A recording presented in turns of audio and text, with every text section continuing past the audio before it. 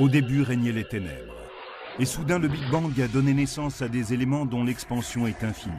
Le temps, l'espace et la matière. Aujourd'hui, ils se sont développés plus qu'on ne peut l'imaginer, au-delà des limites de la planète où nous vivons, pour créer ce qu'on appelle l'univers.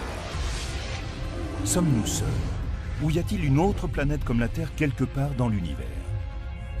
Les prochaines générations auront un objectif fantastique, découvrir des planètes qui nous rappellent la nôtre. Je pense que nous sommes à la veille de posséder la capacité technologique nécessaire pour répondre à une question que l'humanité se pose depuis 2000 ans. Une autre Terre pourrait être aussi près de nous que l'est le système stellaire le plus proche. Nous sommes sur le point d'avoir les moyens de découvrir ces planètes. Il pourrait exister des terres bizarres sous d'étranges soleils. Pourrions-nous découvrir d'autres terres cachées parmi les milliards d'étoiles et les milliers de milliards de planètes que compte l'univers?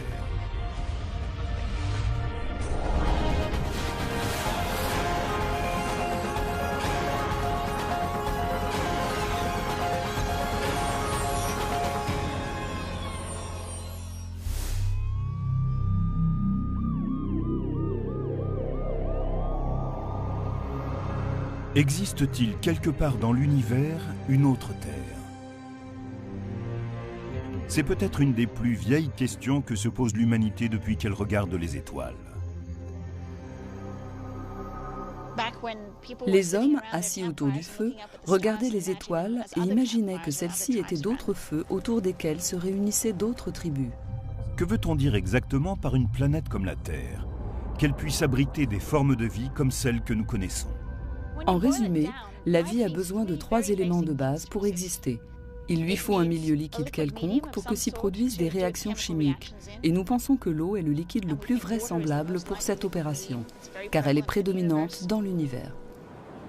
On a aussi besoin de chercher les composants de base, les molécules qui permettraient de créer la vie, le phosphore de l'ADN, et puis il faut une source d'énergie. Il s'avère qu'une planète comme la Terre, avec l'eau dont elle dispose, possède tous les éléments indispensables.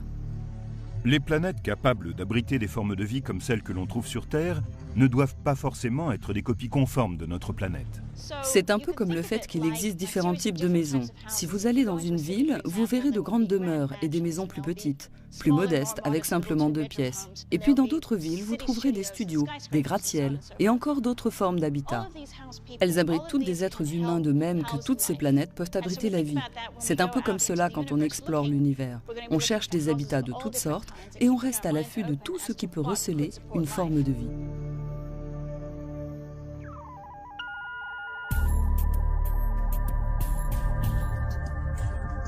Les astronomes ont découvert plus de 300 exoplanètes, des planètes en dehors du système solaire. La grande majorité sont des géantes gazeuses, plus faciles à trouver que les petites planètes comme notre Terre. Pour construire des instruments aptes à analyser des planètes comme la Terre, nous devons anticiper quelles seraient les substances chimiques de leur atmosphère. C'est pour cela que nous avons besoin de théories et de modèles. Victoria Meadows travaille dans la modélisation des planètes. Elle dirige le Virtual Planet Laboratory, le laboratoire des planètes virtuelles, à l'Université de Washington-Seattle. Ce groupe dispersé dans les institutions des 4 coins du pays construit des mondes susceptibles d'exister dans les zones inexplorées de l'univers. Le Virtual Planet Laboratory nous permet d'élaborer une simulation des planètes présentes dans l'espace, ainsi que de leur environnement, avant qu'on les découvre. Ainsi, nous pouvons explorer leurs caractéristiques. Dans ce laboratoire, on peut construire des planètes fantastiques, comme le fait un romancier de science-fiction, mais avec un super ordinateur à la place du stylo. On prend un objet semblable à la Terre, on élimine le Soleil et on le remplace par une étoile de taille et de température différentes. Au VPL, nous avons modélisé des planètes qui sont à l'origine semblables à la Terre. Et nous les avons placées autour d'étoiles plus chaudes, diffusant plus de rayons UV que notre Soleil, par exemple. La modélisation permet d'obtenir d'autres terres étranges, couvertes de plantes rouges vifs, oranges, ou même noires comme de l'encre. La photosynthèse varie énormément selon la lumière de l'étoile qui brille à proximité. Sur des planètes situées autour d'étoiles F, par exemple, où la lumière est plus bleue, les plantes auront tendance à absorber plus de lumière bleue. Et du coup, les plantes devraient davantage refléter la lumière rouge, orange et jaune, et apparaître ainsi à nos yeux. Dans un monde qui tourne autour d'étoiles moins lumineuses, les plantes changeraient de couleur pour utiliser chaque parcelle de l'énergie qu'elles reçoivent. Si l'on se tourne vers des étoiles M plus froides que le Soleil, les plantes des mondes avoisinants pourraient en fait être noires, car elles voudraient absorber autant de lumière que possible afin d'opérer la photosynthèse. Ensuite, viennent les planètes qui seraient des mondes aquatiques. On aurait une Terre tournant autour d'une étoile de type M qui la frapperait en permanence de radiations mortelles. Et comment la vie s'en sort-elle à la surface de cette planète? Est-il possible d'y trouver des formes de vie alors qu'on a une étoile enflammée de type M à proximité? Il s'avère que l'on peut vivre alors à 9 mètres sous l'eau, échapper ainsi aux pires embrasements et en même temps avoir encore assez de lumière pour pouvoir effectuer une photosynthèse et survivre.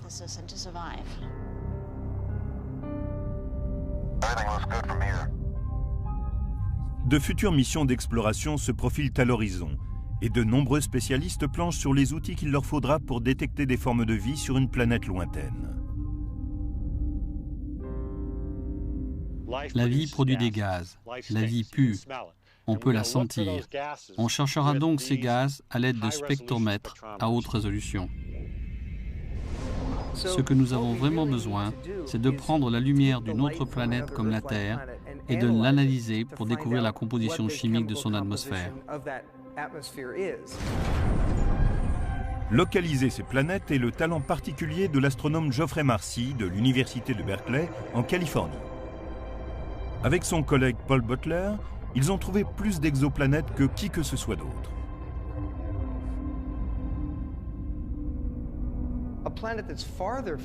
Une planète plus éloignée de son étoile hôte serait très froide. Ainsi, il y a un domaine entre les deux qu'on appelle la zone habitable, où la température est parfaite. J'entends par là qu'elle est tempérée, si bien que l'eau peut s'y trouver sous forme liquide. Et bien sûr, cette eau liquide est un préalable à toute forme de vie. Quand nous regardons d'autres planètes et que nous nous demandons s'il pourrait s'y trouver des formes de vie, ma première question est, est-ce que cette planète peut avoir en permanence de l'eau liquide? Si la réponse est oui, elle m'intéresse. Sinon, il est inutile de s'attarder. L'eau est une substance incroyable. Nous avons la chance que l'univers dispose de ce que nous appelons l'eau. Elle est un grand mixeur cosmique. C'est l'élément critique qui permet aux réactions chimiques de se produire et parfois de faire naître des formes de vie. Mais ces zones spécifiques où de l'eau pourrait se trouver diffèrent selon leur localisation. Si l'étoile avoisinante est chaude, de type O, cette zone en sera plus éloignée. S'il s'agit d'une étoile froide, de type M, cette zone en sera plus proche. Et cela peut même se transformer au cours du temps, car les étoiles ne sont pas stables. Notre propre zone habitable, ici, sur Terre, aura changé dans quelques millions d'années, quand notre Soleil sera plus vieux et plus chaud.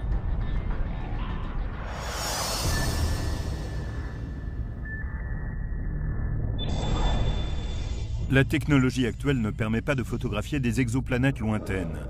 Les astronomes se servent d'une étoile du système solaire comme d'une sorte d'intermédiaire pour atteindre une planète, puisqu'elles ont toutes deux été formées à partir du même disque de matériaux planétaires. Comment savons-nous de quoi est faite une étoile? On ne peut pas y aller pour relever des échantillons, tout fondrait. L'astronome Wesley Traub dirige les recherches du GPL de la NASA en vue de fournir la nouvelle génération d'outils qui permettront d'observer les planètes en dehors du système solaire. Nous effectuons des observations, puis nous scindons la lumière en plusieurs couleurs. Cela a déjà été fait par Newton il y a plusieurs siècles. Il a découvert que si l'on plaçait un prisme dans un rayon de lumière solaire, elle se dispersait en bleu, vert et rouge. En regardant ensuite ces différentes couleurs, on découvre soudain quelque chose d'étonnant. Certaines parties sont exemptes de toute couleur. Ces couleurs absentes sont une empreinte des éléments constituant l'étoile que l'on est en train de regarder. Avec la technologie actuelle, nous ne pouvons pas voir directement le spectre d'une planète extrasolaire. Mais peut-être des instruments plus puissants nous le permettront-ils.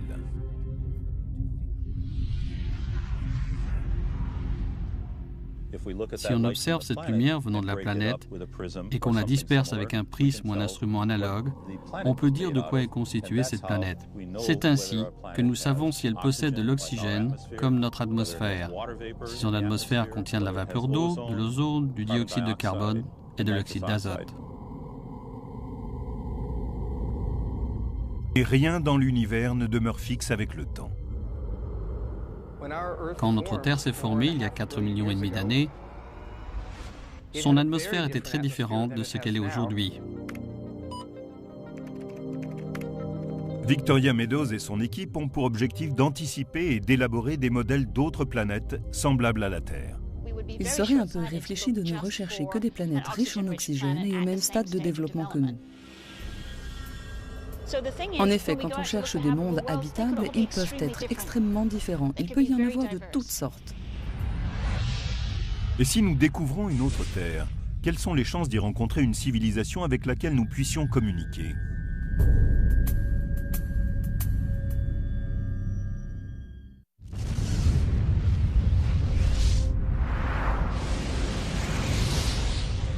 Combien de civilisations intelligentes pourraient exister sur d'autres terres dans l'univers? Combien y a-t-il d'étoiles? Combien possèdent-elles de planètes? Combien de ces planètes en sont assez proches pour avoir de l'eau? C'est un problème que les astronomes Carl Sagan et Frank Drake ont soulevé il y a des décennies. Drake a établi une équation selon laquelle il pourrait exister plus d'1 million de civilisations rien que dans notre Voie lactée. L'équation de Drake est une série de nombres, une proposition mathématique qui tente de déterminer les facteurs nécessaires si l'on veut estimer précisément le nombre de civilisations intelligentes dans notre galaxie.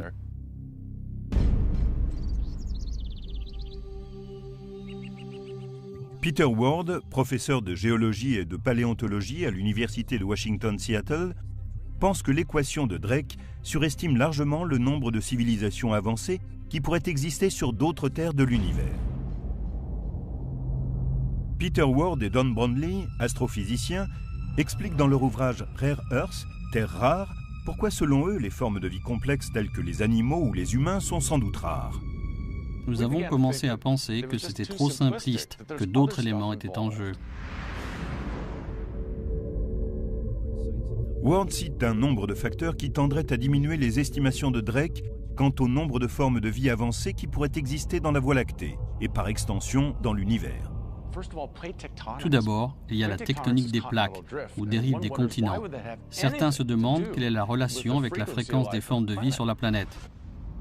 La tectonique des plaques produit un recyclage des éléments qui effectue des actions vraiment fondamentales. La plus importante est de générer une règle de mesure des températures, comme un thermostat de la planète. S'il commence à faire trop chaud, le processus de la tectonique des plaques nous aide à nous rafraîchir.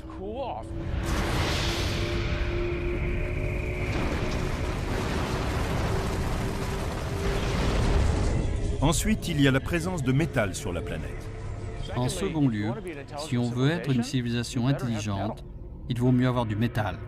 Il est difficile de trouver du métal sur une planète comme Mars ou Vénus. Mais la tectonique des plaques fait tout pivoter, provoque des failles et les métaux lourds remontent.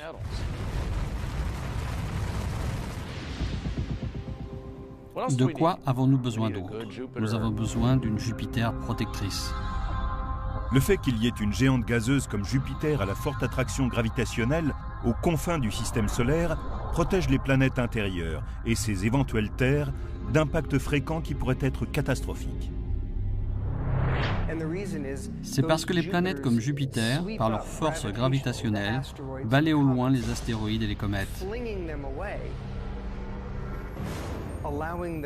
Elles permettent ainsi à la Terre de survivre sans trop subir de chocs venant de débris égarés. Les planètes protectrices, comme Jupiter, permettent à des formes de vie de se développer sans que des impacts d'astéroïdes et de comètes ne provoquent leur extinction, comme c'est arrivé aux dinosaures. Il y a 65 millions d'années, un astéroïde a heurté la Terre et rayé de la planète les dinosaures. Si les dinosaures ont disparu, c'est parce que Jupiter a mal fait son boulot. Elle aurait dû être virée. Elle a été nulle ce jour-là. Elle a laissé passer un de ses astéroïdes et on a vu ce que cela a donné. La comète Shoemaker-Levy s'est écrasée sur Jupiter à la fin du siècle dernier.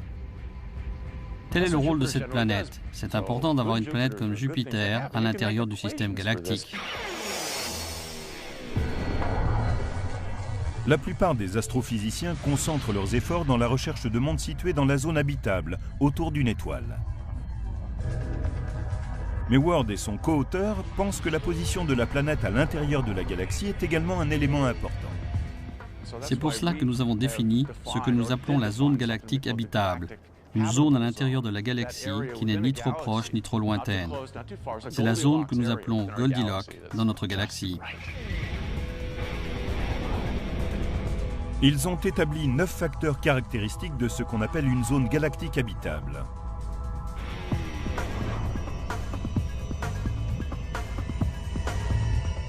La position de la Terre dans la Voie lactée a été prise en compte.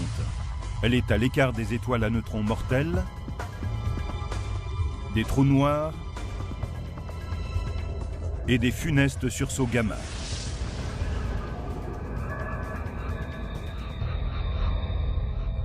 Dans ces caractéristiques sont inclus le nombre d'étoiles proches de la planète et les chances d'abriter une vie microbienne. On a même estimé la fréquence à laquelle les planètes pourraient avoir vu leur vie s'éteindre. La Terre elle-même a peut-être frôlé la catastrophe en 1998. Une étoile de forte densité, appelée un magnétar, a rejeté un sursaut gamma mortel et libéré en 0,2 de seconde autant d'énergie que le Soleil en émettra au cours des 100 000 prochaines années. Par chance, ce magnétar était situé à 20 000 années-lumière de la Terre. Il y a une question à se poser. Que se serait-il passé si ce magnétar s'était trouvé non pas à 20 000 années-lumière de la Terre, mais à 10 000? S'est-il déjà produit un événement à quelques centaines d'années-lumière seulement? Dans ce cas, de nouveaux calculs suggèrent que cela pourrait déséquilibrer notre atmosphère en une seule explosion. Et ensuite, je ne peux plus respirer.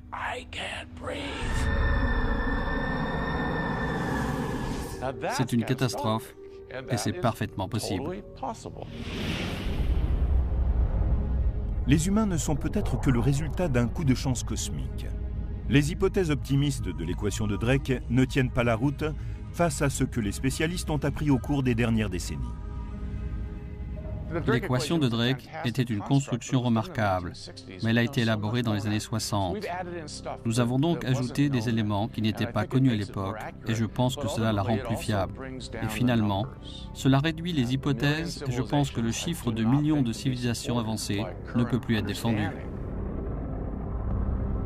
Combien pourrait-il y avoir d'autres terres abritant des civilisations avancées dans notre Voie lactée?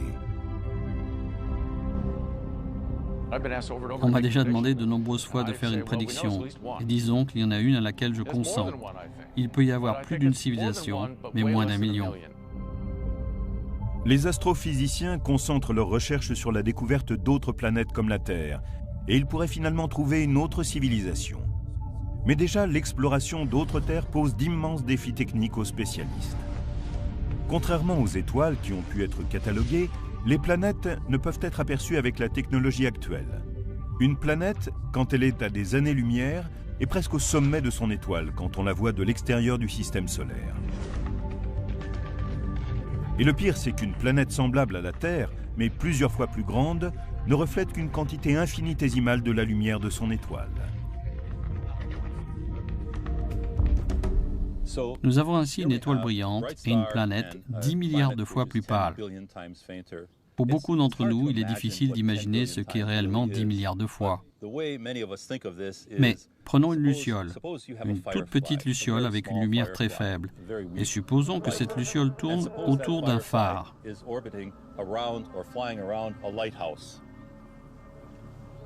Maintenant, on va essayer de regarder cette luciole en train de voler autour du phare à 3000 années-lumière de là.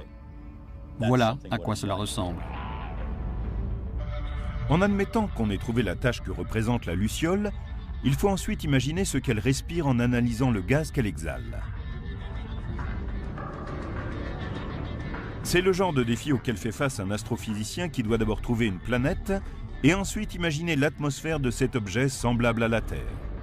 Les spécialistes ont toutefois conçu des façons indirectes de découvrir des planètes extrasolaires. Si ceci est l'étoile, très brillante, et ceci la planète, quand elle se déplace devant l'étoile, cette dernière devient plus sombre et nous sommes capables de nous en apercevoir. C'est ce qu'on appelle la méthode du transit, qui permet de découvrir une planète en observant son trajet ou transit par rapport à une étoile lointaine. Le volume de lumière qu'elle bloque en passant devant l'étoile nous indique la taille de la planète. Nous utilisons cette méthode pour comprendre s'il s'agit d'une petite planète comme Mercure, d'une planète comme la Terre ou d'une géante comme Jupiter. Et nous utilisons la période orbitale et la température de l'étoile pour déterminer s'il s'agit d'une zone habitable. La période orbitale est le temps que prend une planète pour faire le tour de son étoile. Elle va son chemin, revient une année plus tard et continue ainsi. Quand cette période est combinée au type et à la taille de l'étoile, cela indique aux spécialistes si les planètes découvertes sont potentiellement dans une zone habitable.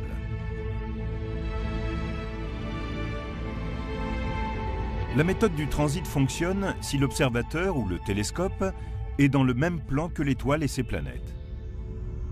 Mais si l'on est au-dessus ou au-dessous du système, on utilise une autre technique, la vélocité radiale. Cette méthode dépend de l'observation attentive d'une étoile lointaine. Il s'agit de voir si elle est tirée en avant et en arrière par la force gravitationnelle d'une exoplanète invisible. Les astrophysiciens peuvent utiliser cette information pour imaginer les caractéristiques de l'exoplanète qui influence l'étoile. Équipés de ces outils, ils trouvent des centaines de planètes, et parmi elles, certaines dont ils n'ont jamais rêvé.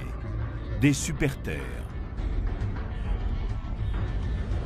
des Jupiters brûlantes, et même de proches cousines de notre Terre.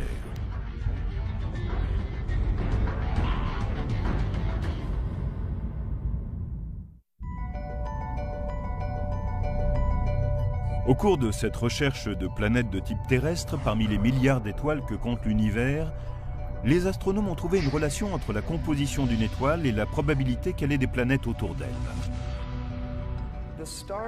Certaines étoiles sont constituées d'éléments lourds comme le fer, le nickel ou le silicone, et ce pour une bonne raison.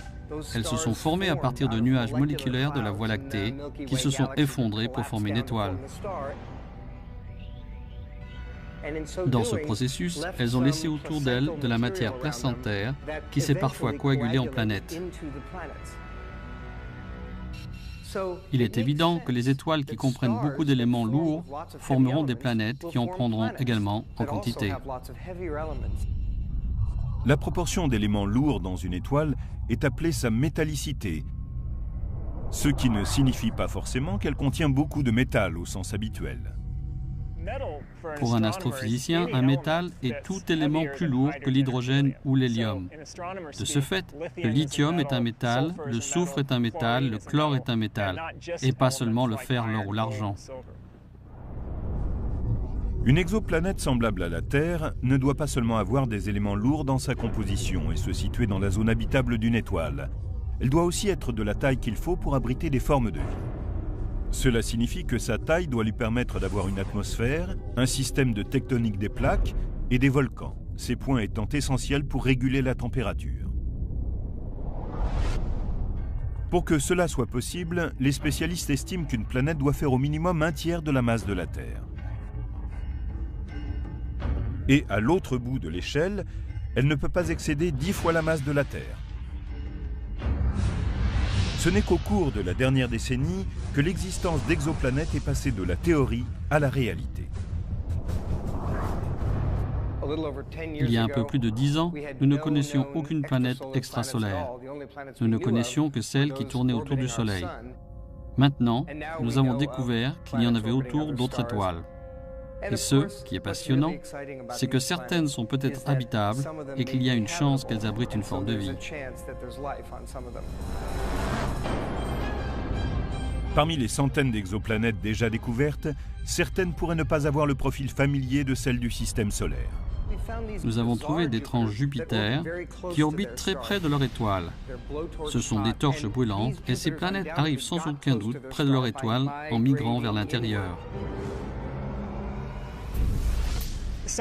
Parfois, la formation d'une planète de la masse de Jupiter dans un système peut sonner le glas de celles qui sont semblables à la Terre. Et si nous avions eu la malchance d'avoir une Jupiter de ce genre dans notre système solaire? Elle aurait poussé la Terre en dehors de son orbite, dans l'obscurité vaste et froide de l'espace extérieur. Et la Terre serait peut-être morte, telle une épave froide et obscure.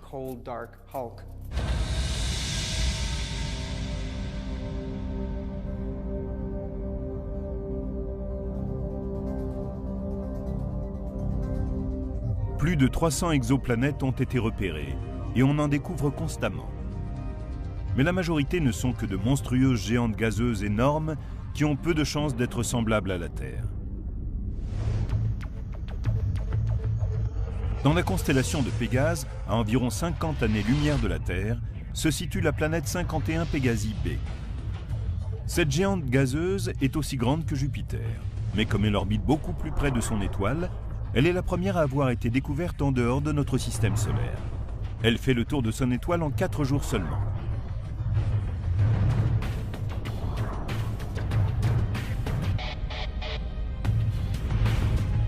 La planète 70 Virginis b est encore plus loin que Pégase. Elle est à 60 années-lumière et 7 fois et demi plus massive que notre Jupiter. Au début, on pensait qu'elle était dans la zone habitable de son étoile. C'est pour cela qu'on l'a surnommée Goldilocks. Mais par la suite, des calculs ont démontré que son orbite excentrique la conduisait jusqu'à 43 millions de kilomètres de son étoile, véritable rôtissoir. Elle n'est donc plus considérée comme étant dans une zone habitable. La géante gazeuse Tresphore a un diamètre de plus d'1 fois et demie celui de notre Jupiter, ce qui fait d'elle la plus grande planète découverte jusqu'ici. C'est une gazeuse géante, et bien qu'elle soit plus grande que Jupiter, sa masse ne représente qu'un peu plus des 3/4. C'est une planète chaude qui se déplace autour de son étoile en 3 jours et demi.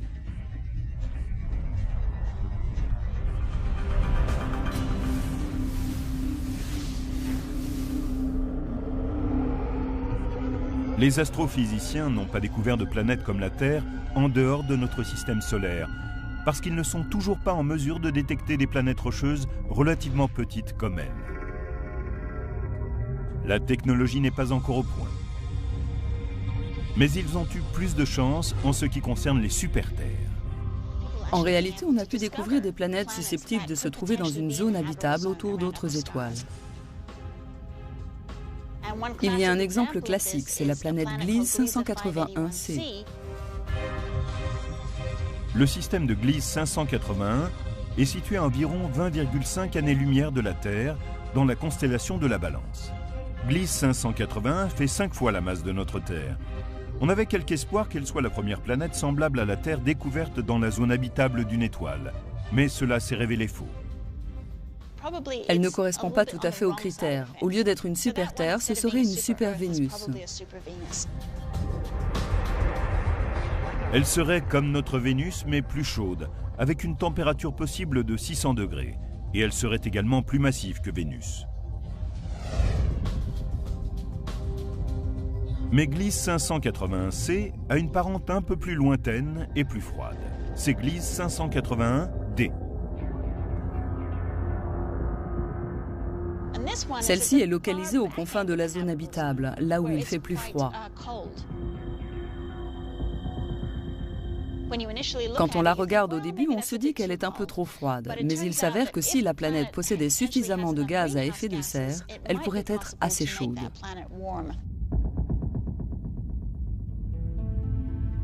HD 69830d est peut-être une autre planète prometteuse. Elle fait 17 fois la taille de la Terre et se trouve à environ 42 années-lumière de notre système solaire, dans la constellation de la Poupe. HD 69830d est une planète où la vie pourrait apparaître parce qu'elle possède à peu près la bonne température. Elle pourrait connaître une température située entre celle de Vénus et celle de la Terre. De plus, elle suit une orbite presque circulaire, ce qui signifie qu'elle ne va pas griller en se rapprochant trop près de son étoile. Il peut y avoir de l'eau liquide. La masse de la planète n'est peut-être pas optimum puisqu'elle représente 17 fois la masse de la Terre, ce qui en ferait une boule de roche ou une boule de gaz comme Neptune. Quand la NASA sera en mesure de lancer des missions à la recherche de planètes, on s'attend à ce que des astronomes puissent établir un spectre qui nous donnera plus d'informations sur la composition d'une planète. Il pourrait dire si elle possède une surface solide ou s'il s'agit d'un monde aquatique ou encore de quelque chose de complètement différent. La recherche d'autres terres a mené les astronomes à des années-lumière de notre voisinage spatial. Mais une autre Terre pourrait-elle exister dans notre système solaire?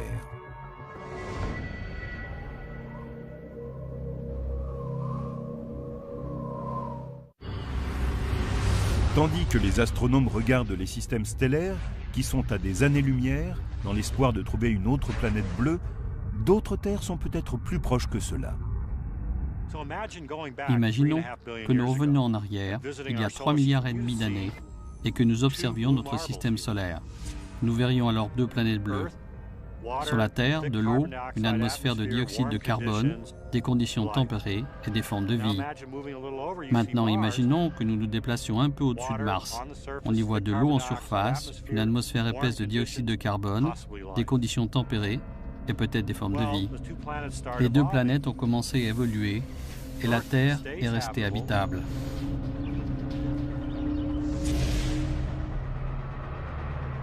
Mais pas Mars. Vénus et Mars sont juste à la limite de la zone d'habitabilité. Toutes deux peuvent être des exemples de terres qui auraient raté leur évolution, car une fois que l'on a quitté la voie, il est impossible de revenir en arrière. Mars est un enseignement. On comprend mieux à travers elle ce qu'il faut pour rester habitable dans la durée. Notre hypothèse précédente se révèle être parfaite. Il faut être aussi grosse que la Terre pour continuer à être habitable. Mars est trop petite. Et dans ce cas, il n'y a pas moyen de recycler les éléments, ni de maintenir son atmosphère sur une certaine durée. La taille a une importance capitale. Maintenant, si Mars est trop froide, Vénus, notre autre Terre potentielle, connaît le problème inverse.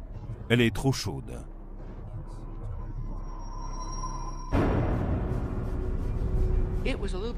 Elle était un peu trop près de son étoile, du Soleil, donc elle est devenue chaude, elle l'est restée.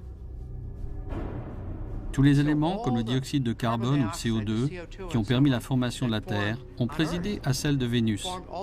Mais sur Terre, ils ont été incorporés à la roche. Sur Vénus, ils sont restés dans l'atmosphère. Or, cette dernière provoque un réchauffement global de plusieurs degrés. La lumière solaire arrive et ne repart pas. La planète est comme l'intérieur d'un four à pizza. Vénus n'a pas réussi parce qu'elle était trop proche de son étoile. Elle n'est pas née au bon endroit et Mars n'avait pas la bonne taille. Tout cela est très intéressant. Nous avons Vénus, la Terre et Mars. Vénus est au mauvais endroit. Mars n'a pas la bonne taille et la Terre, elle, est au bon endroit et a la taille qu'il faut. Si nos voisines immédiates dans le système solaire n'offrent pas toutes les garanties pour être semblables à la Terre, notre plus proche voisine galactique, Alpha du Centaure, pourrait cacher une planète qui posséderait tous les critères exigés. Elle se situe à un peu plus de 4 années-lumière. À l'échelle cosmique, c'est la porte à côté. Il y a de bonnes chances pour que des planètes comme la Terre tournent autour d'une ou 2 étoiles d'Alpha du Centaure. Greg Loeffling a conçu un modèle informatique pour démontrer que des planètes de type terrestre devraient exister dans ce système. Il y a un certain nombre de raisons pour lesquelles Alpha du Centaure est l'étoile idéale, si l'on veut traquer les planètes de type terrestre. Elle est proche, elle comprend 2 étoiles comme le Soleil, elle possède une quantité d'éléments lourds qui interviennent dans la construction des planètes. À quelle distance de la Terre Alpha du Centaure se situe-t-elle? Imaginons d'abord que l'on rétrécisse le Soleil à la taille d'un grain de sable. Un grain de sable est sans doute le plus petit objet que l'on puisse voir à l'œil nu, et que l'on puisse sentir du bout des doigts. Si l'on considère que le Soleil est de la taille d'un grain de sable, le système Alpha du Centaure est comme 3 grains de sable situés à 8 km. Maintenant, si on veut trouver un système similaire à Alpha du Centaure qui convienne à notre recherche, il faut aller au-delà de l'horizon. Il s'avère que les étoiles d'Alpha du Centaure pourraient abonder en matériaux bruts aptes à fabriquer des planètes. Alpha du Centaure a une plus forte métallicité que le Soleil. Donc la formation de planètes aurait pu s'y produire sans difficulté majeure.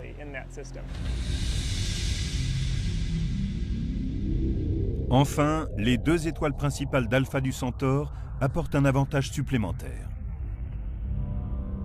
Les premières informations nous disent qu'il n'y a pas de planète de la masse de Jupiter dans le système d'Alpha du Centaure. Il est donc plus simple que des planètes de type terrestre s'y forment autour d'une ou de 2 étoiles. Car les grandes géantes gazeuses se forment autour de noyaux glacés aussi vastes que notre Terre. Il faut beaucoup d'espace froid pour que se forment ces noyaux. Regardez comme Jupiter est loin du Soleil. Mais quand on a 2 étoiles avec des orbites qui se chevauchent dans un système comme Alpha du Centaure, il n'y a pas assez d'espace. Il ne fait pas assez froid pour permettre la formation de ces géantes gazeuses. Ainsi, on suppose que les planètes d'Alpha du Centaure, si elles existent, sont des planètes comme la Terre, Mars ou Vénus. Ce ne sont pas des géantes gazeuses comme Jupiter ou Saturne.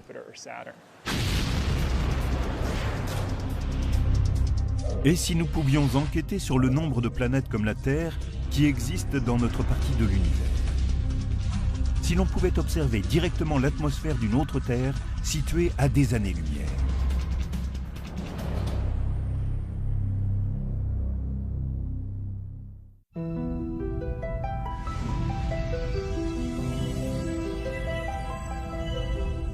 Pour découvrir une autre Terre, les astronomes doivent surmonter d'immenses défis techniques.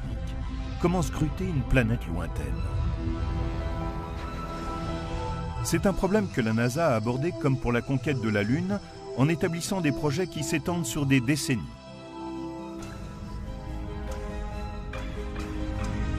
La première mission de recherche d'une exoplanète Kepler a été lancée en 2009. Ce projet de la NASA porte le nom du savant du XVIIe siècle, Johannes Kepler, qui découvrit les lois du mouvement des planètes. La mission Kepler est si simple et pourtant si extraordinairement puissante que j'en ai les larmes aux yeux. Kepler est un télescope spatial qui fonctionne comme une borne et doit scruter les constellations du Cygne et de la Lyre. Il prend image sur image. Le but est de repérer les étoiles dont la lumière faiblit, c'est-à-dire quand une planète comme la Terre occulte une partie de la lumière stellaire. C'est la première fois que des humains partent détecter des planètes de type terrestre autour d'autres étoiles que le Soleil. L'enquêteur principal est William Borucki. Il défend la mission depuis 25 ans. Kepler est une mission spatiale qui permet de placer un très grand télescope qui est aussi comme un caméscope. Il prend constamment des images de ces étoiles et nous renvoie l'information. Il s'agit d'un projet de recherche d'envergure modeste. On va observer une portion précise du ciel pendant 3 ans et demi pour commencer. Le résultat essentiel de cette mission sera de nous donner un décompte statistique de la population de l'endroit. Combien de petites planètes il comprend et combien de grandes planètes. Les résultats de Kepler seront à leur tour utilisés pour décider des outils que l'on construira pour les prochaines missions. Kepler n'est qu'une étape, c'est une tentative pour découvrir des planètes de type terrestre et savoir si elles sont répandues. Si c'est le cas, elles devront être proches pour que nous n'ayons à construire qu'un instrument modeste. Si nous ne découvrons que quelques planètes de type terrestre, cela signifiera qu'avant d'en trouver une autre, il faudra aller beaucoup plus loin dans l'espace et donc construire un instrument beaucoup plus grand. Le télescope le plus majestueux et le plus spectaculaire jamais conçu est appelé Terrestrial Planet Finder, chercheur de planètes terrestres. Ce devrait être un énorme télescope spatial de plusieurs milliards de dollars, mais aux performances uniques.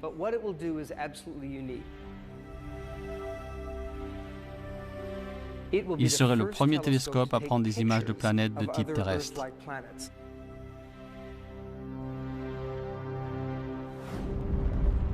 Une technologie complètement nouvelle de télescope est en développement afin d'observer directement une planète en dehors de notre système solaire. Nous avons besoin d'une technologie optique entièrement nouvelle pour construire un chercheur de planètes terrestres capable de faire des images malgré la lumière éblouissante des étoiles avoisinantes. Et pour l'instant, cette technologie n'est toujours pas au point. C'est une grande frustration. À l'heure actuelle, nous savons vaguement comment procéder pour détecter d'autres terres, mais nous ne savons pas encore construire des outils optiques pour y parvenir. La NASA voit ce chercheur de planètes terrestres comme une série de 2 télescopes de conception très avancés, différents mais complémentaires. Le premier est un télescope coronographique en lumière visible. C'est un grand télescope avec un miroir au moins 100 fois plus précis que le télescope spatial Hubble.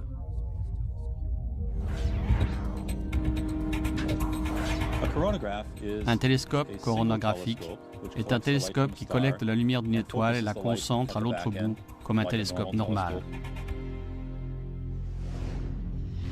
Sauf qu'ici, on bloque la lumière de l'étoile et on essaye de laisser passer la lumière venant de la planète. En faisant cela, on élimine la lumière dispersée dans l'instrument, ce qui permet de regarder la planète qui est 10 milliards de fois moins lumineuse qu'une étoile principale. Le deuxième élément du chercheur de planètes terrestres est un interféromètre. Un interféromètre prend la lumière venant d'une étoile. Il la capture avec 2 télescopes ou parfois plus. Et cette lumière combinée est traitée de façon à ce que la lumière de l'étoile disparaisse. Ce qui est bien, c'est qu'on peut alors regarder une planète qui est proche de l'étoile sans que la lumière de la planète disparaisse. C'est toute la magie de l'interféromètre. Pour pouvoir faire tout cela, il faut perfectionner la technologie des outils de contrôle et de commande et leur apporter une plus grande précision. Et ce travail peut prendre des années.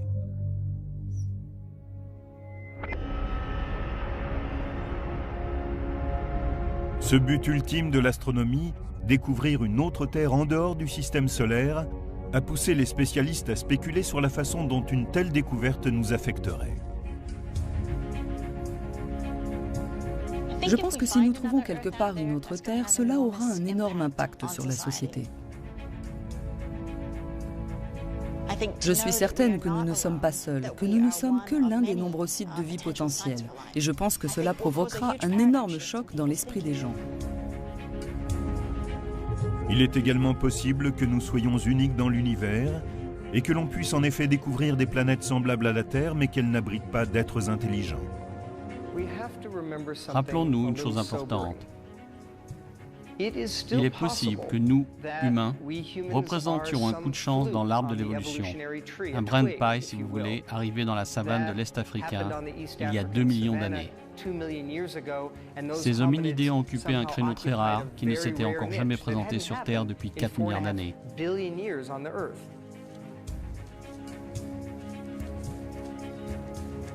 Et il se pourrait bien que nous soyons une singularité extraordinaire dans la Voie lactée. En fait, il se pourrait que le destin de notre espèce soit d'explorer la Voie lactée et que nous soyons la première de ce type.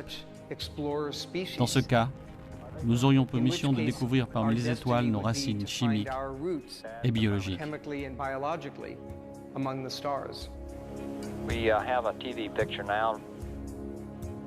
Really looks beautiful.